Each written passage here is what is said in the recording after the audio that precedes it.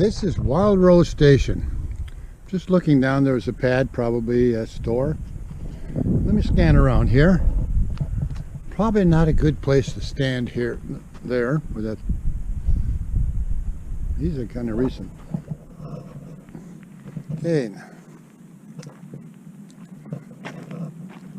Well, there's a couple flat places back here where they currently have picnic tables.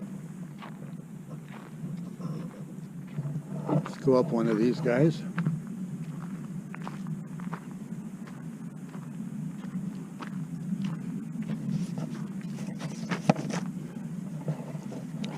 It's all about the mines up north, specifically Skidoo. They needed a huge amount of supplies, and Randsburg, which is further south of here, had a railroad terminal. So it's from Randsburg to Trona to Ballarat. There's a town in Australia named Ballarat. And this would be a way stop. That's why it's called Wildrose Junction. Wildrose Spring, I guess, not a junction. And it probably started feeding the mines in 1878. And they actually even had a stagecoach going from Randsburg or Trona to Skidoo. It actually ran from 1908 to 1917. Picnic table, presumably a fireplace. Okay, here we have a stairwell to another picnic table. Anyway, with all that traffic, a village sprung up. Stores, hotels, all services. And about 100 people lived here. That's in the 30s. Here's our little picnic table. Well, in 1932, the government decided it's not safe for tourists. Well, looking at that boulder collapse, there's probably some validity to that. And of course, wood is very precious in these mining areas. So you don't leave anything, you take all the wood and leave the foundation only. Oh, a little pathway here to walk on. We're going over there somehow.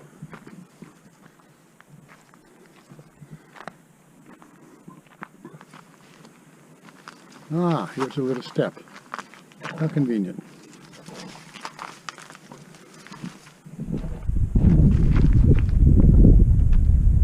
And then after that they opened up again, and I'm not sure when they opened it up. But anyway, it had a modern motel, restaurant, store, gas station, of course, and everything closed in 1970. Now this is the most interesting one here. Ah, we're ready. We'll go up these stairs here. Very well, see the wall, nicely done.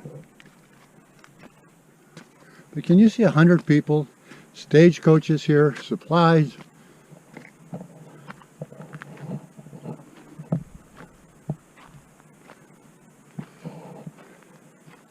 Now, for that secret gold mine.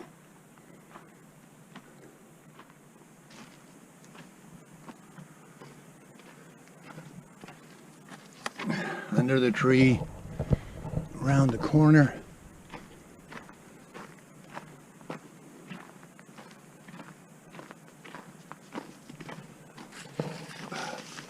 And here's our secret gold mine.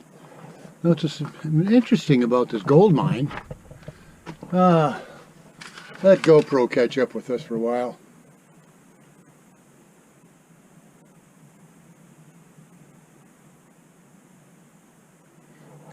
There's absolutely no sign of gold or silver.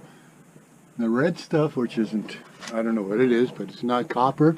And it only goes a few feet deep, and it stops. I mean, tremendous amount of work here. Well, I won't go further. I'm not the luckiest person in the world. Okay, that is Wildrose Junction.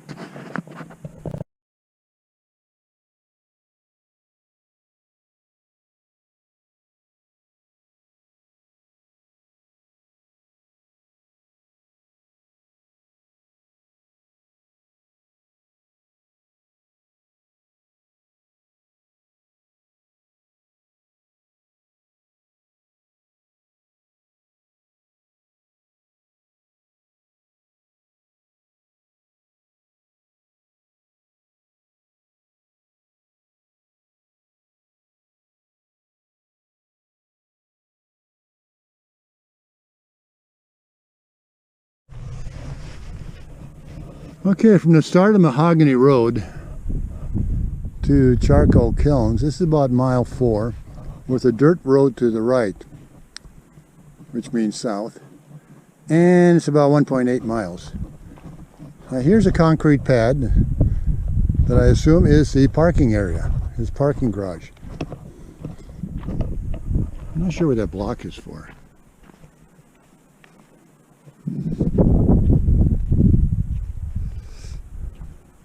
Who knows? There's an electrical outlet, and somewhere here there has to be a spring, because as we go down further we'll witness pipes. Alrighty, this is the entryway to the house. This is all very elegant stonework.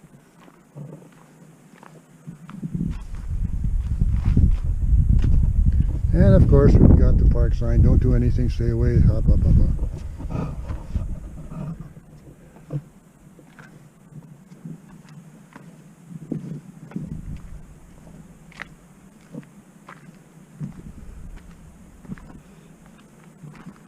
Okay, let's walk over here. Here comes the wind.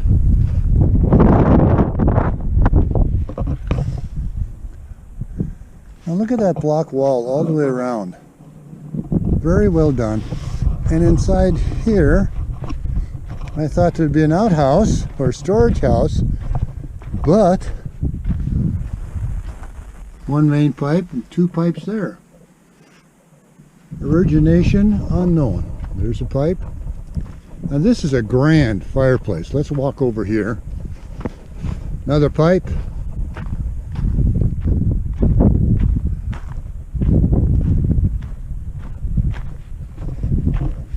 Okay, here we have another view, and you can see the foundation of rocks. So it wasn't a huge cabin, but very well done. This obviously must be the patio, because you can see the foundation over there.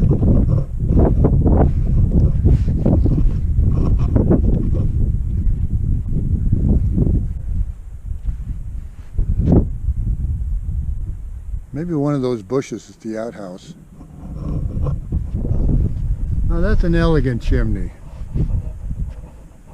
Step over here a little bit.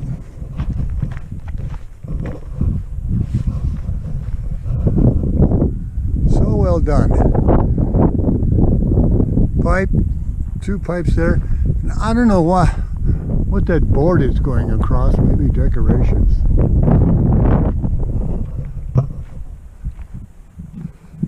More pipe.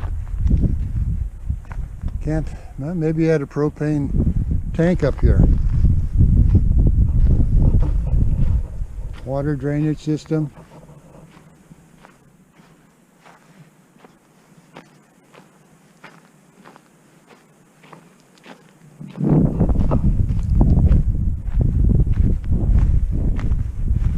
Okay, I don't see anything more here, but it would be nice to find history of this unit. Interesting crushed rocks here. Let's look up a little higher. There's a whole series of these guys.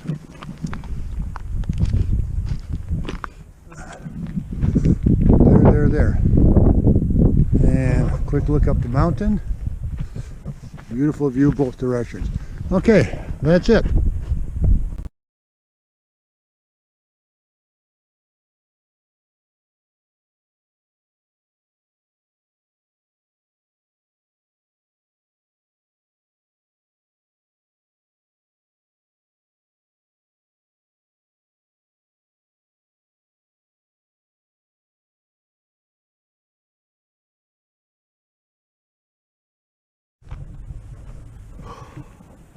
Well, here we are, Wildrose Charcoal Kilns, up high in the mountain. This is early April and the temperature is 34 Fahrenheit. Okay, up there, high clearance recommended. I would say is required if winter, and that goes to the 2 campgrounds. Okay, the kilns themselves, let me back up, 13 of them. Now these kilns were used to make charcoal from wood.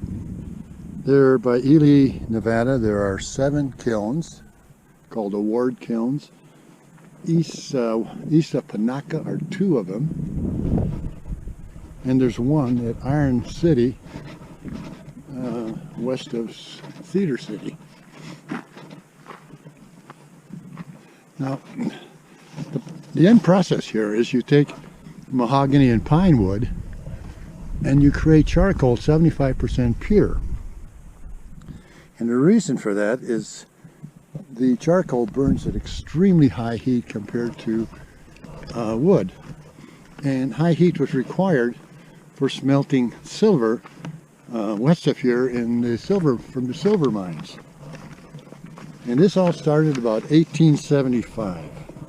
Now, by the way, give credit, these kilns were restored by the Civilian Conservation Corps. And they were built, of course, by the local Shoshone Indians. And they had a village here of 100 people to do this. Let's see if I can get a better view of them here. Okay. Now, transporting charcoal is light, so it's economically feasible. For example, the United States, for some reason, they measure charcoal in bushels. And a bushel, it's about 1.8 cubic meters. And it took to smelt this, about 2,000 pounds of silver, it took about 50 to 60 bushels of this charcoal. So there's a high demand for it. Okay, they were designed originally in Europe, and that technology came over here. Well, when I say Europe, I really mean Switzerland. That's where they were designed. And that came here to make these kilns. Now, look at the bottom here. That's kind of important. What you would do is you cut the wood, and we'll go in the kiln later, and you stuff it in there. And then you start the burning process. Now, the burning process is very, very delicate.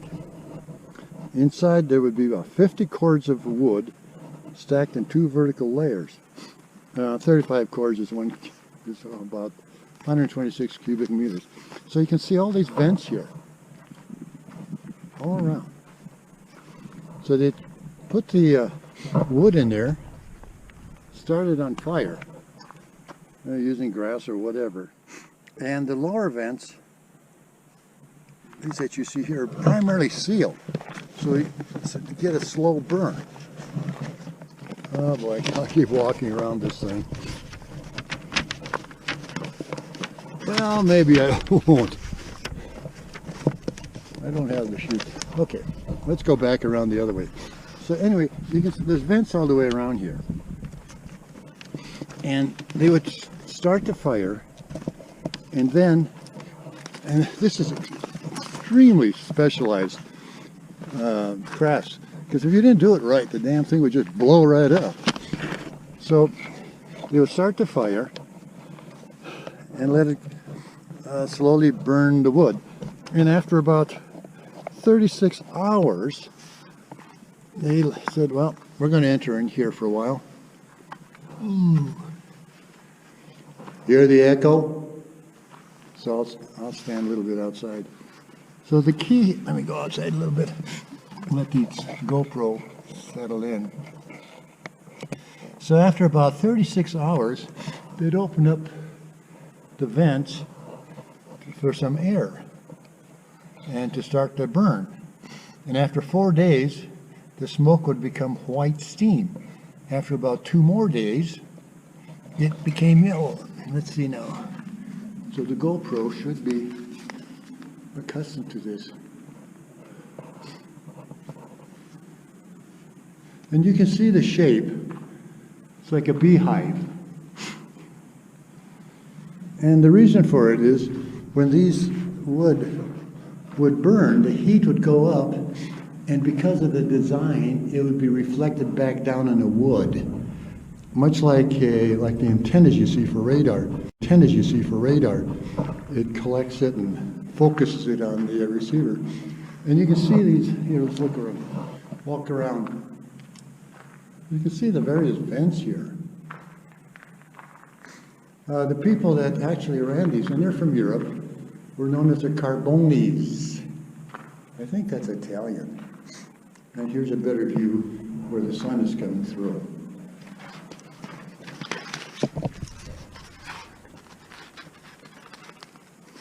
Okay, let's go outside a little bit, and we'll just check out another one. So the key, amazingly, is based on the color of the, oops. Interesting, isn't it, these rocks? So, oh boy, hang on, let me get back in here, it's getting windy, and I'll do some more explanation now that I'm back in here. And again, the key is the colors. In 4 days, the smoke would become white. 2 more days, it'd get yellow.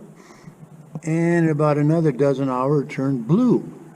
At which time the top ventilation was open for 12 hours. And then it cycled like this for about 6 to 8 days for the burning. And then, when the burning process was open, they would open everything up and try and kill the fire with wood or barrel.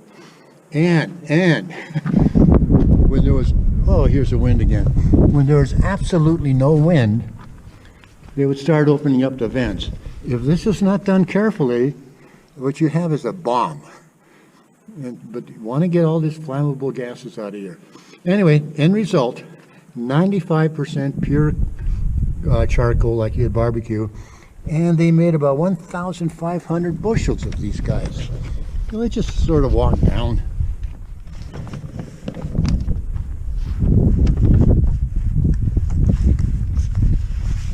I think I mentioned they were restored by the Civilian Conservation Corps, which did a magnificent job of conserving some park. This one, you've seen one, you've seen them all, sort of thing. Well, it's kind of interesting just to walk down. The vent holes, same designs.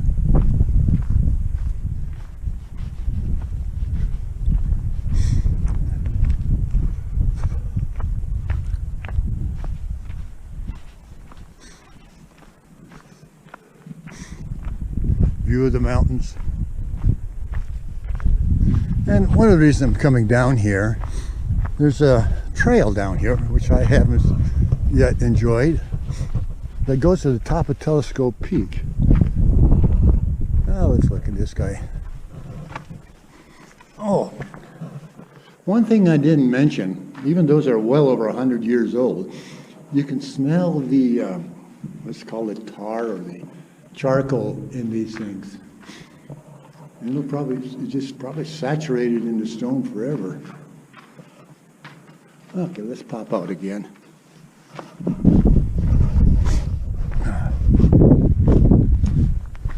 No snow. We can look at the rear here.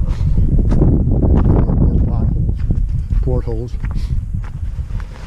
And you can see there aren't many trees left up here. Usually there's more pine trees up here, but they're all chopped down into 4-foot sections, about a meter point something, and hauled in to these guys. Okay, let's go back to the front. There you can see some of the trees here, but overall they cut and didn't plant any new ones. What is it called? Cut and burn, or slash and burn. And the work of a carbonari, by the way, was not highly paid relative to people working in a mine. I forget the exact numbers, but I'm going to say maybe 2/3 the amount of pay, even though it's an extremely dangerous job. Extremely dangerous. And extremely hard work, cutting and hauling the wood. Okay. Wildrose Peak Trailhead. Let's have a look at it here.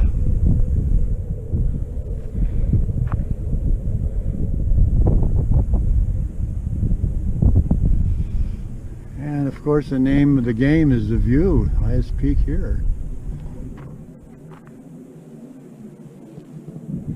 You can see the Thorndike campground here in the Mahogany Flat.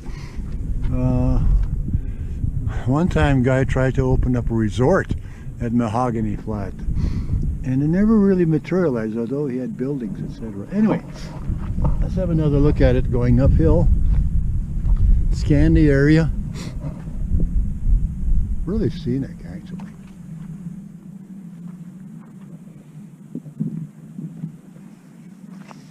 And that's it for the charcoals.